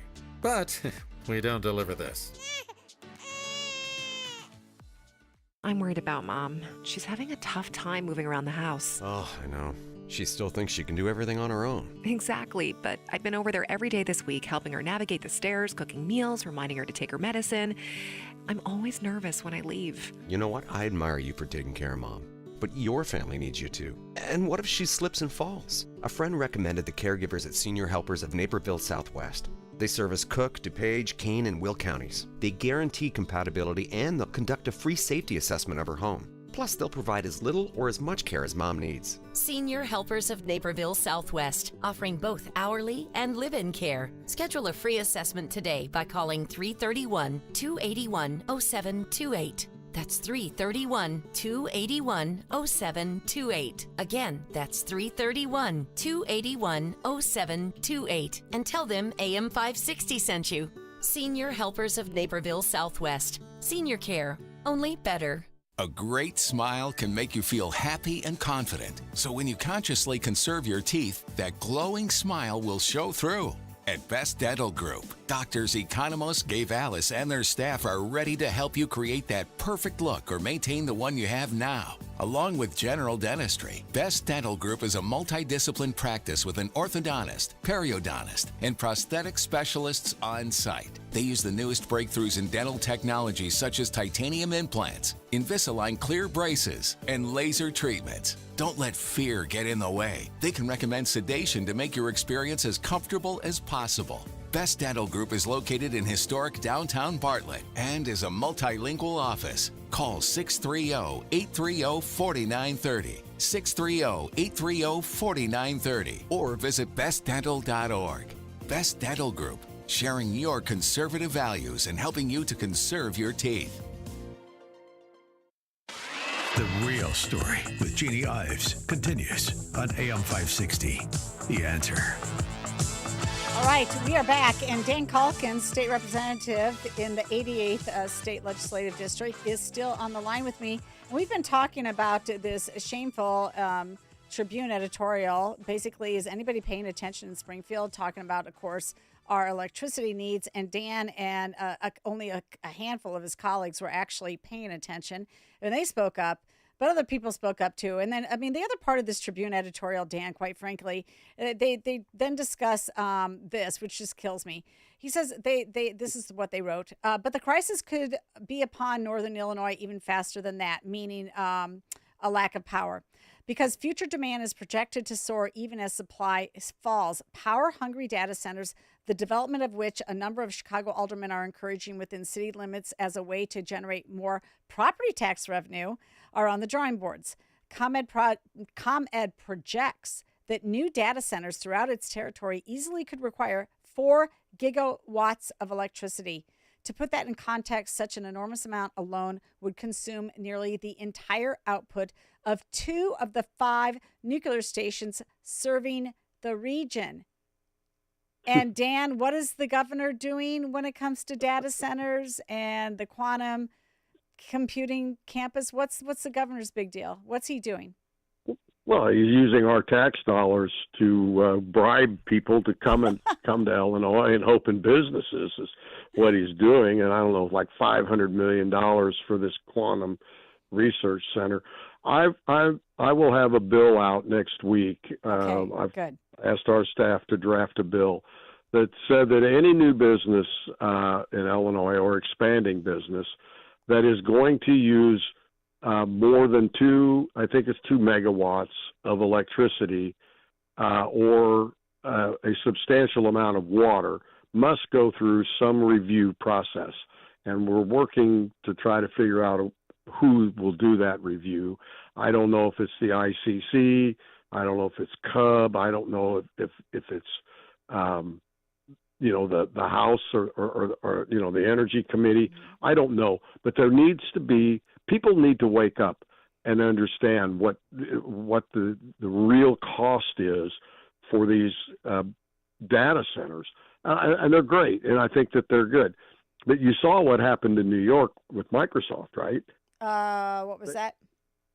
They essentially guaranteed the owners of 3 Mile Island. Oh, yeah, that's right. That it was closed down, that they guaranteed the utility company that owns 3 Mile Island nuclear generator that they would buy all of the electricity it produces. Microsoft will buy that electricity for their data centers. So how do you that's fine. I'm all for it. I think that's great. But we don't have an idled nuclear power plant that we can fire up to support these data centers that we're supposed to be bringing to Illinois. Well, and also, I mean, they can't just decide that, we're going to put up a massive solar field next to this quantum computing center, and that's going to supply the energy. Because guess what? I mean, first of all, whatever the rating is, they only get 20% of the output on a solar field. And number 2, I mean, what are you going to do at night? There's no solar power there. I mean, this is an absolute joke. Nope. Your equipment's just going to burn up because they need to be some of that stuff for the quantum computing. I was reading about it because I wanted to know a little bit more. I mean, they have to go below zero. They have to basically freeze everything out. Right. So, and it requires a huge amount of electricity and I believe water. But it's not just that. I mean, we're looking at what's going to happen in Manteno if this Goshen thing goes through. How much water are they going to use? How much electricity is it going to take for that battery plant? Well, you're right. I mean, I was just reading the Cranes article from August 20th about this, and it said that, talked about them refurbishing the 1.5 million square foot facility, and the company doubled its overall real estate footprint. So it bought another 200 acres for a right-of-way needed. Here's the deal. They bought 200 acres for a right-of-way needed for nearby electricity transmission lines and a ComEd substation to deliver the large amount of power the plant will require. Well, it's supply and demand, folks. These guys are sucking in lots of demand for your electricity, and the supply isn't there. Guess what happens to the price? Your electrical bills are going through the roof because, and by the way, and guess what, Dan? Correct me if I'm wrong, but the Pritzker did not promise me $500 million to compensate for my higher electrical bills. No. And that's you're. I guess I should say that you're seldom wrong, but that's not the point. We have. But I mean, that's what's happening. We're paying these companies to come, and And then they're hiking up all the costs everywhere else. And then this quantum center's getting a special property tax break as well, too. Well, all that then goes to the residential property owners to pick up the cost. I mean, well, that's exactly it. Just like property taxes. When they give all these tax breaks to a company to come in and locate in Illinois, and when they give them, property tax breaks, well, the cost of doing, running government doesn't go down. It's just that they shift the burden to the homeowners or to the other businesses. And this is what's happening down here in southern Illinois in the Ameren district. Because we don't make electricity anymore at the levels that we need, we have to go out and buy it at auction. And anybody that's been to an auction, if there's more than one buyer, the bidding process goes up and up and up until, somebody cries uncle. But the problem is that Ameren can't cry uncle. They have to supply the electricity in their district down here in MISO. And so it doesn't matter to Ameren how much they pay, because that goes right to the ratepayer. That's right. I mean, Ameren doesn't make any money on the electricity. Right. They buy it and they resell it. They make money on the transmission of that electricity into our homes and businesses. So if they have to pay $1 or $10, they don't. It doesn't matter to them. They have to provide 100% of the needs in their territory. Well, and it's also really false advertising to say, oh, this solar field next to in Champaign County, it's going to provide power for like 200 homes. Well, first of all, that's not very many homes, but whatever it is, right? No, that power, anything that's generated from any power source goes to the grid. And once those electrons are up there, the grid doesn't care where they came from at all. Correct. It's not like they're dedicating, unless there's only a direct line from a particular energy source to a particular user. That's the only time that you're going to get specific use. Otherwise, any time that they're talking about, oh, we've got all this power supply, well, you know what? You can look at MISO all the time. You can look at that app. I look at the app a lot. And you can find out, like, usually it's coal and in the MISO region, coal and natural gas are supplying usually 60-65% of the power at all times. Nuclear's coming in the MISO region, maybe with another 15-18%. And the rest is renewables, but that could be hydro that you don't have much of, if hardly negligible amount in Illinois. So, I mean, there has to be a lot more truth telling about this. Anyway, right.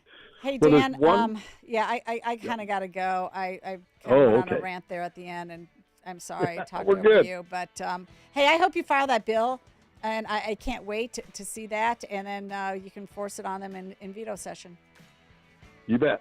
Thanks a lot, Dan. Thanks a lot, State Representative Dan Caulkins, and we'll be right back with the Edgar County Watchdogs. Thanks for joining me on The Real Story with Jeannie Ives. Charlie Kirk sees a secret weapon. Donald Trump's secret weapon is not his rallies, it's not his base, it is the question of justice. What is just? And Donald Trump, in his own way, makes the argument that you, the citizen, should not have a lower standard of life so a foreigner can get freebies. The Charlie Kirk Show. Afternoons at 1, right before Sebastian Gorka at 3 on AM 560. The Answer. Fox News, I'm Kathleen Maloney. A bipartisan agreement in Congress avoids a government shutdown after a Republican-led measure failed. The MAGA hard right never let the Republicans come to an agreement with Democrats. But that's the only way to do things. Democrats, Republicans must come together. That's the only way we've kept the government open. Senate Majority Leader Chuck Schumer, the agreement keeps the government running for 3 months. Police in Birmingham, Alabama, searching for the gunman who opened fire in the city's entertainment district last night. Police say the suspected shooters drove up in a vehicle, started shooting, and fled the scene. When police arrived, they found 2 men and a woman lying on the sidewalk with gunshot wounds. Fox's Madison Scarpino. Authorities believe one of the victims was targeted by the shooters. America is listening to Fox News.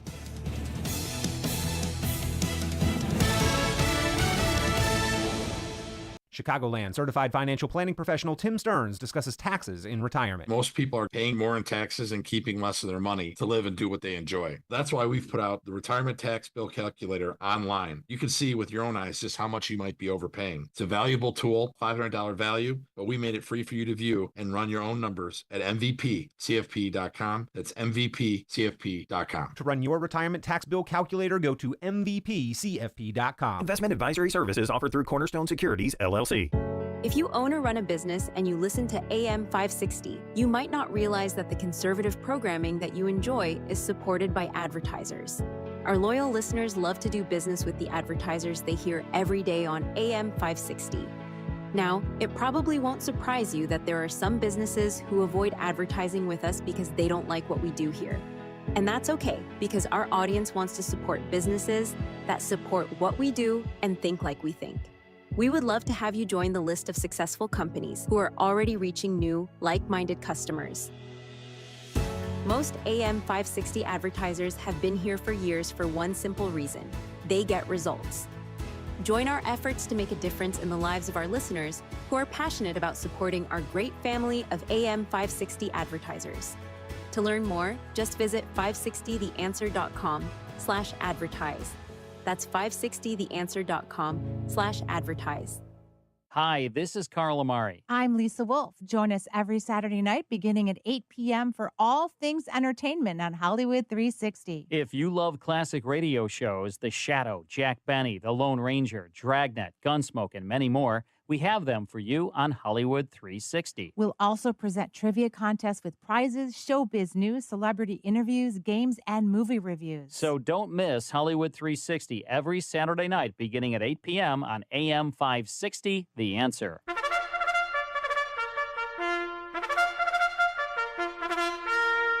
It's Reveille.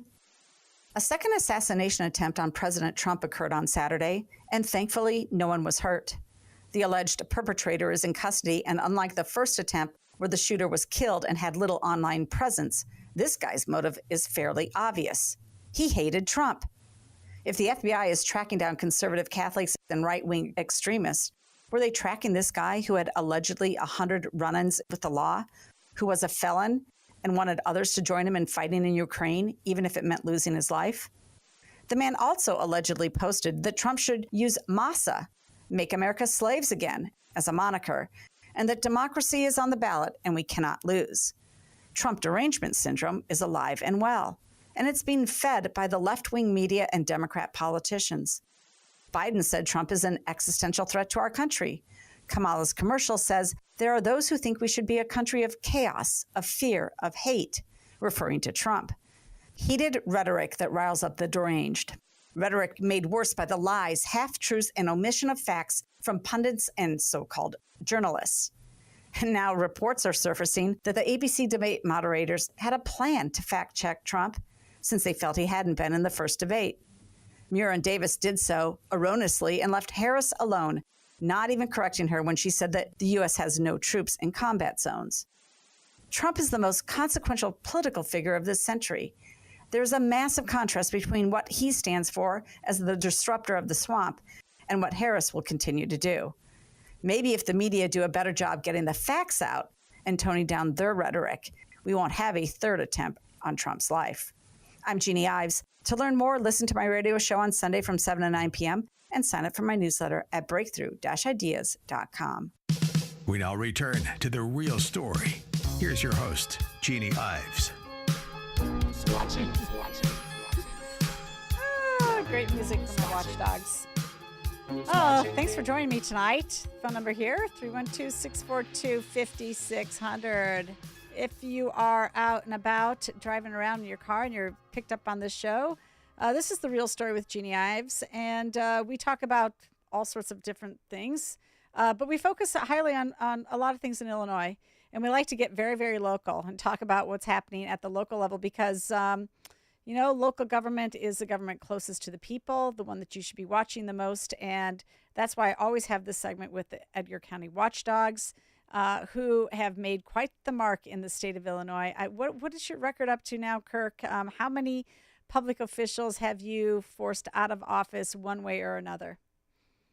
I believe we're up at 648, if I remember correctly. Okay, that's great. And you did a little bit of watchdog training yesterday. How did that go?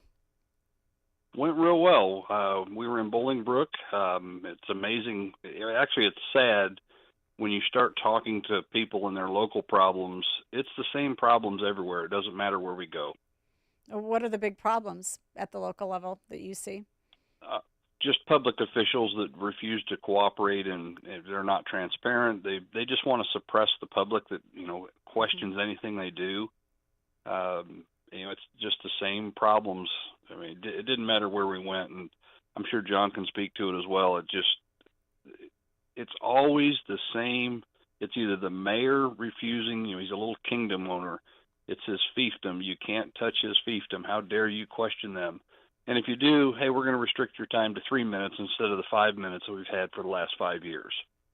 Well, the same tactics, just different place. Mm-hmm.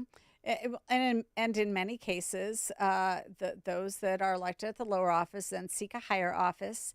And so if they've gotten away with it at the lower office, if they've learned to be somewhat a control freak, somebody who likes to work with their little cabal of staff and colleagues rather than really listen to the people, you know what, that happens then when they become a state rep or a state senator, and then when they decide to run for Congress, and who knows. And I mean, and you look at Kamala Harris, and we had the former California GOP member on, and he also ran against Kamala, and he flat out said, I said, look, did the word salad just start when she was a VP? He said, no, it's the same MO as when she was in California, basically an empty suit, doesn't say anything, just basic, same person back then. She just happened to have the right folks who pushed her along and the right demographics that voted her in.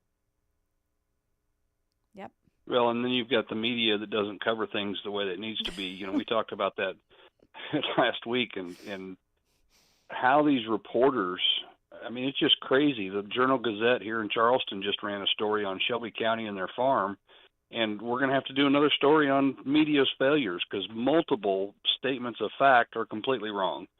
And it's clear when they talk about candidates that are up for election and who's, supporting selling the farm and who's not. They've got an agenda. It's real clear, but they just cannot report simply the truth, and I don't understand it. Yes, and I do feel like voters, there's so much to pay attention to, and if you're not, doing this every day, you just don't know who to believe and who's right and who's wrong. It's really, really hard out there right now. Did you have a particular story tonight, though, that you wanted to focus on, Kirk? Well, I've got a couple. We'll see how time bears out. One that I thought was rather shocking to us. We're in southeastern or central eastern Illinois, right up along the Indiana border across from Terre Haute. The Clark County Sheriff posted a notice to the public. Now, Clark County is 15,000 people. It's predominantly corn and bean country. There's really no major city. Marshall's the county seat. It's rural America. And lo and behold, an illegal alien, now I've been told he was from Venezuela, was picked up within an hour of the original complaint. And in September 5th of this year, he pled guilty, as I understand it, and he is off to the Department of Corrections for aggravated criminal sexual abuse.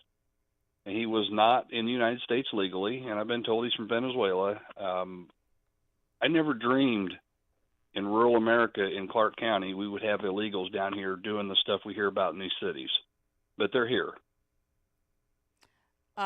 You bring up a good point because they just had that Violence Against Women by Illegal Alien Act in Congress, and it was voted on last week. And every single Democrat congressperson in the state of Illinois, except for 2, voted against it. It basically expanded the inadmissibility and the deportation standards for illegal aliens who do domestic violence or sexual assault. And Democrats voted against it. Well, I don't understand why anybody thinks this is a partisan issue. It's a problem for everybody. And, now another woman has been harmed. She's been sexually abused by a person who should have never been here in the first place.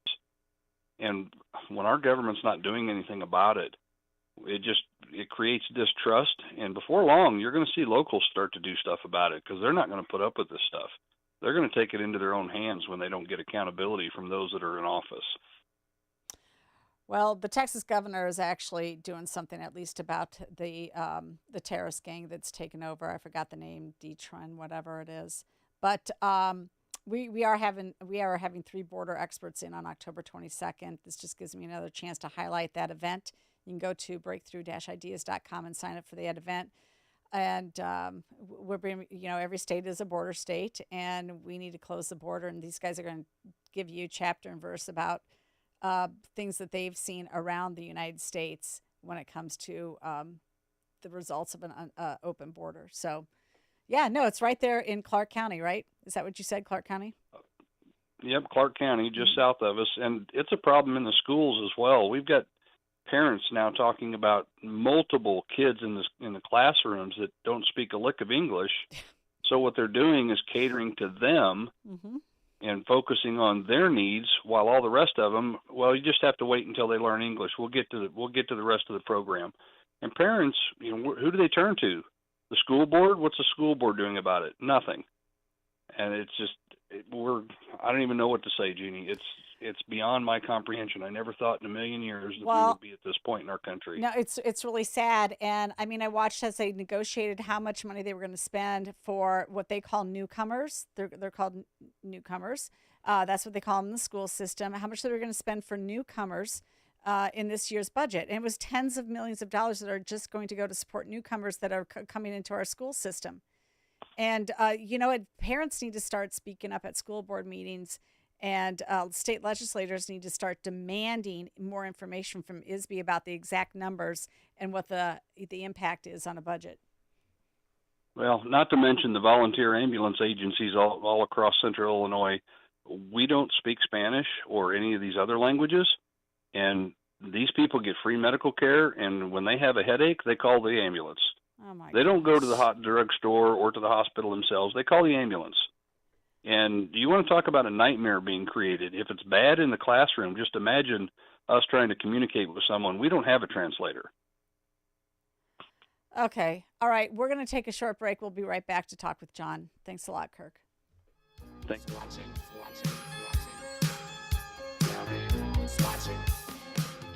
Hut, hut. Listen up and listen up good. If you're tired of run-of-the-mill gifts, then get on over to aviatorfuel.com. You'll find unique military-style cocktail books and barware to go with it. At aviatorfuel.com, we've got the perfect gift for any soldier, sailor, Marine, or just red-blooded American. You'll especially love our military cocktail checklists, modeled off the real Army, Navy, and Marine pilot checklists that military aviators have used for decades. These award-winning books are authentic replicas, but instead of a procedure on how to handle an engine fire, you'll find the procedure for how to make a mojito, written with military jargon throughout. So pick up a cocktail checklist from aviatorfuel.com. Invite some old friends to share war stories over cocktails. Your perfect libation is inside the cocktail checklist. And don't forget matching military-themed barware. Go to aviatorfuel.com and get ready to raise a glass to the brave men and women who serve our country. That's aviatorfuel.com. This is Seth Leibson for townhall.com. Israel has carried off a mission impossible, the technological and psychological equivalent of its raid on Entebbe in Uganda in 1976. There, Israel rescued over 100 hostages, losing only one Israeli soldier, Yonatan Netanyahu, the brother of Bibi. Of course, the UN Secretary General condemned Israel then, for the sad story of this world is too many simply do not want Israel to defend itself, rescue its hostages, or even exist at all. We see that in the condemnations of Israel's communications devices' attack on Hezbollah in Lebanon today, and we see it from people who never have criticized the A-team of terrorism, Hezbollah, a group that takes credit for thousands of deaths, including hundreds of Americans. These jihadists are responsible for tremendous violence and mayhem. Taking them on and out is what those with morally guided dictionaries should call justice. What Israel is accomplishing should be praised with amazement at its ingenuity. May it be a clear step toward a decisive victory for us and our ally.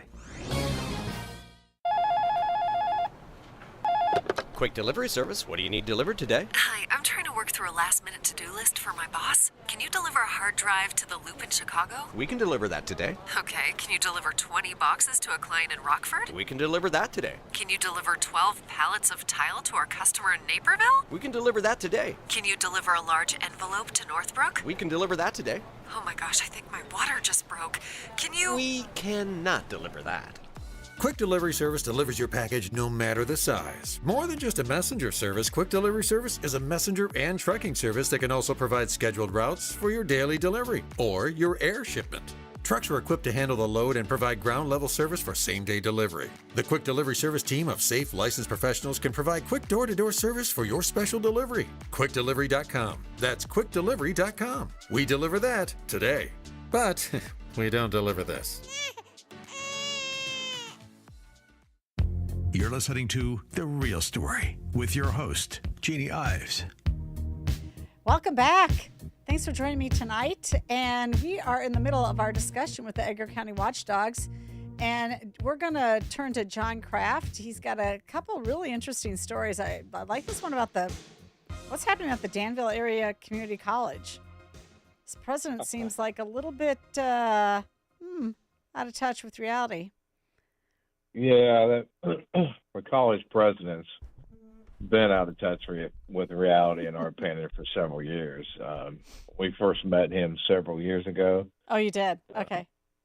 Yeah, at a college board meeting, and we read straight from the statute that proved one of his employees could not be employed there and also be a commissioner of the Vermilion County Airport Authority. As soon as we finished, he announced that, basically we were crazy and didn't know what we were talking about, and his employee was the best thing since sliced bread. But it wasn't a couple months after that the guy resigned from the airport authority because he knew we were right. Oh, that's one of your first. That's one of your first out of the 648 public officials. That's one of them. So with this issue, Dr. Naco, I think that's how you pronounce it, N-A-C-C-O, he sent a letter wanting the mayor of Danville to sign on to import 20 non-English speaking undocumented people into the community. Do you have a copy of that letter? I would love a copy of that letter. Yeah, it's in the email. So this public official sends a letter to the mayor saying, hey, sign this letter supporting bringing undocumented immigrants into town. Yeah, it's through the Chicago-based immigrant project. They're seeking Illinois grant money to support recruiting of undocumented people as workers in downstate regions. This is a Chicago-based immigration project wanting to push undocumented individuals downstate to work. Meanwhile, by the way, Illinois' unemployment rate went up again last month. Yeah. It went up again. Okay, go ahead. Sorry. So the project will provide 3 months of rental assistance, but not a deposit for rent for 20 unduplicated families. So it went from 20 individuals to 20 families in the same letter. Well, the mayor of Danville called Dr. Naco and said, this is not a good idea. I think he texted him or sent an email back and said, this is a bad idea because the immigrants would not be funded enough to even put a security deposit down on a house for rent, let alone provided food and everything else. But the college just sees money so they can hire English as a second language instructor for these people and get more money from whatever government agency they get it from. So they got in a little spat.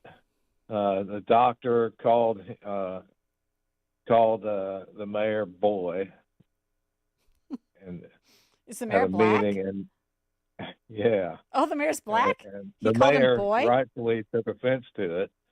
But even at another meeting with the Vermilion Advantage, which is a nonprofit that, assists, economic development in Danville area, Vermilion Advantage, the mayor was explaining this program and why he wasn't in favor of it, and the the college president just stood up and just called him a liar and said he was lying about all of it and none of it was true right in the meeting.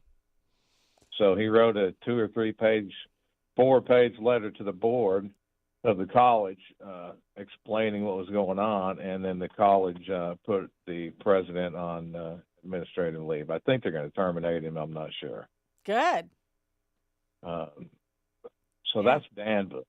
That's Danville and the Danville area community. Well, college. I mean, he'll just retire with a really nice, 7-figure pension. That's what'll happen. Oh, I'm sure. Mm-hmm. I'm sure he will. Massive. Yep. Mm-hmm. Mm-hmm.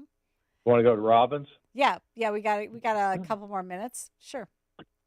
So the Robbins Park District in Cook County, at the last election, they elected 4 commissioners and trustees of the Park District for 4-year terms. Or no, three trustees for 4-year terms. They're actually called commissioners.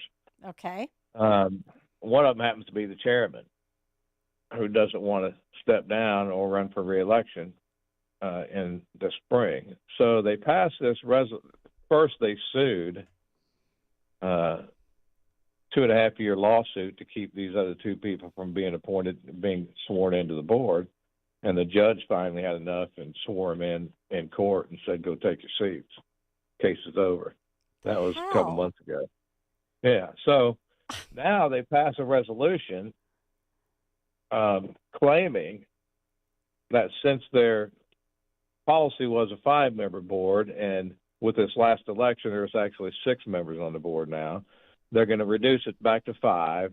And there's only there's two terms are set to expire next year. Well, according to the election 4 years ago, 3 trustees are set to expire. I think the chairman is under the understanding that his doesn't expire, but because the resolution says only 2 expire, so they're only going to claim 1 vacancy for the next upcoming election, when 3 of them should be expiring and there should be 2 vacancies.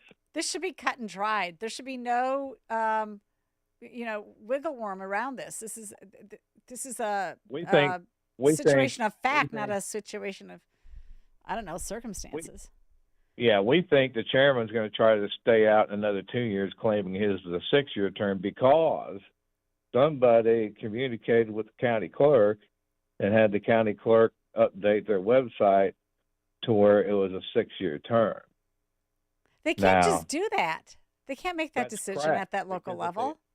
Right. If they update that for a 6-year term, all of them are 6-year terms. Well, who's the lawyer advising them on this? Who knows? I mean, but that's part of the problem here, right? That is part of the problem. Good grief. Lawyers for local governments generally and for the most part advocate for the position that the officials in charge of that public body want them to advocate for. I mean, if that wasn't true, why would any lawyer stick around and be the lawyer for Dalton and Thornton Township with that crazy woman doing what she's doing? They do. And we talk to them every so often when we see them and we're on friendly words with them. And they're like, yeah, well, they just do what they're going to do, and we'll deal with it when somebody files a lawsuit. But 99.9% of the time, nobody's going to file a lawsuit. Well, I mean, Robbins is kind of down there in the Dalton area. I mean, I guess I'm not. I'm shocked, actually, though. I'm shocked on this one. Okay, you know what? We're going to keep in touch on that one. We're definitely going to. I need to talk to some people down there. I know some people down that way. We'll look into that one more. I want to thank you guys for joining me tonight, and appreciate everything that you guys do. We'll be right back. And David, we're going to be taking your phone call when I get back after this short break. Thanks for joining me on The Real Story with Jeannie Ives. This is Sean Thompson for Donley Auctions. Donley Auctions wants your stuff. They have buyers. They need your items. If you're a collector, contact them and find out the market value. If you know a collector, tell Donley about them. If they sell it, you'll get a Donley's finder fee. Cha-ching, cash in your pocket. Randy, what are you on the hunt for now? We need collectibles for our auction, and you need some extra cash. Not sure what you have? Call us. We know the value, and then you can make the decision. With our worldwide auction audience, we get top dollar. Here's your chance to add some additional money when you need it. 815-923-7000, 815-923-7000. Check us out at DonnellyAuctions.com. Do you have any of these? Call Donnelly. You know anyone that has any of these things? Call Donnelly and get Donnelly's finder's fee. Donnelly Auctions, 815-923-7000. Tell them Sean sent you. Hi, everyone. If you've been injured in an accident that was not your fault, listen up. We have legal professionals standing by to answer your questions for free. Call now and find out if you have a case and how much it's potentially worth. Call 800-504-8790. I'm here with spokesman John Wolf. So, John, tell everyone listening who should call right now. Well, Maria, first off, thank you for having me here. It's always nice to answer the listeners' questions. Now, as far as who should call in, anyone who's been injured in an accident and think you deserve compensation, give us a call right now. 800-504-8790. You'll find out if you have a case and how much it's potentially worth. Thanks, John. You heard it, folks. Take advantage of this opportunity and call now. 800-504-8790. Advertisement sponsored by Legal Help Center, may not be available in all states. Now, more of The Real Story with your host, Jeannie Ives. All right. Thanks for joining me. And David, we're going to go straight to you and your question. We only have about a minute left. Okay. Hi, Jeannie. Great show. Thank you. I enjoy you exposing media bias, and I tune into your station because of that. Because all the other stations up and down the dial, they seem to have some kind of bias towards supported Democrats, almost all of them. So I was listening when Mr. Allen said, it's probably sarcasm, but he said he doesn't understand why the media is biased in favor of Democrats. Well, I'm not calling to brag about this, but I went to Northern Illinois University. I have a 4-year degree, a Bachelor of Science in Communications, specialized in media studies. All right. Hey, David, thanks a lot for the call. We got to take it off now, though. Thank you. Thanks. Okay, they're all Bachelor of Arts. Awesome. Thanks, David. Right. Okay, bye.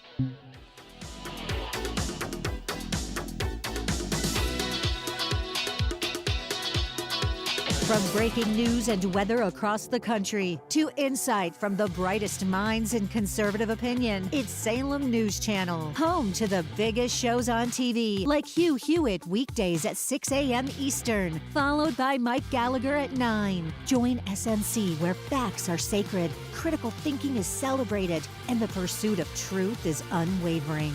Watch Salem News Channel free, now on Zumo Play. Learn more at snc.tv/Zumo. How long does it take to get to the forest? That's not far. What are we gonna do? Hike? Sure. Are we there yet? Yep. It's a short drive from your neighborhood to your naturehood. Visit discovertheforest.org, brought to you by the Ad Council and the U.S. Forest Service. News, opinion, insight. This is AM 560, The Answer. WIND, Chicago. Streaming at 560theanswer.com on the AM 560 mobile app, or tell your smart speaker to play The Answer Chicago. A bipartisan budget deal. I'm Kathleen Maloney, Fox News. An agreement is reached in Congress that will keep the government running for the next 3 months. The agreement comes a bit more than a week before the October 1st start to a new budget year. A continuing resolution tied to a